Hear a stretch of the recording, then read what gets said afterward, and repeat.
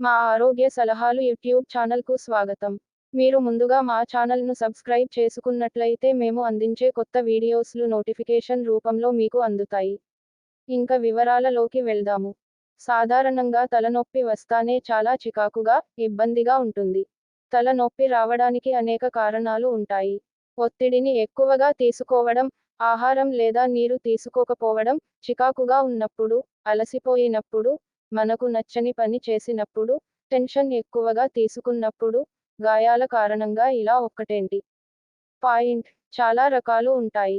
Hormonal imbalance వల్ల కూడా తలనొప్పి వస్తుంది.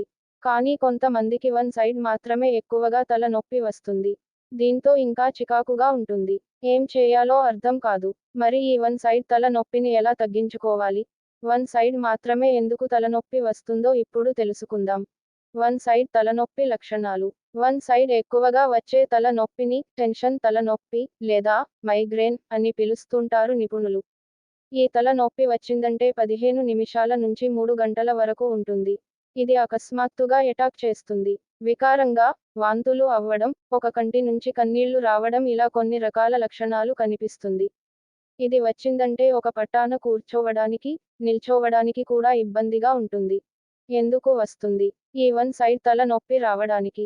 ముఖ్యంగా ఒత్తిడి, టెన్షన్ ఎక్కువగా తీసుకోవడం, ఆవేశానికి ఎక్కువగా గురి కావడం, కూర్చునే విధానంలో మార్పులు, నడవడం, నిద్రపోవడం, తలను తప్పుడు భంగిమల్లో ఉంచడం వల్ల కూడా కండరాలు ఓవర్లోడ్ అయి టెన్షన్ వస్తుంది.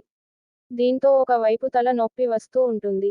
దీనికి పరిష్కారం ఏంటంటే, నిపుణులు చెబుతున్న దాని ప్రకారం పాయింట్ తరచూ వ్యాయామం తప్పకుండా చేయాలి. తగినంత విశ్రాంతి తీసుకుంటూ ఉండాలి. ఒత్తిడిని ఎక్కువగా తీసుకోకుండా, సాధ్యమైనంత వరకు ప్రశాంతంగా ఉండేలా చూసుకోవాలి.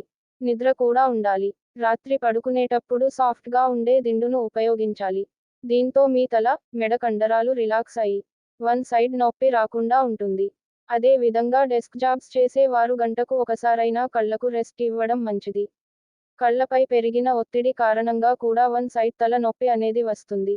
అలాగే ఆరోగ్యకరమైన ఆహారం తీసుకుంటూ ఉండాలి. ఈ వీడియో మీకు నచ్చినట్లయితే లైక్ చేయండి. మరిన్ని వీడియోలతో మళ్ళీ కలుద్దాము.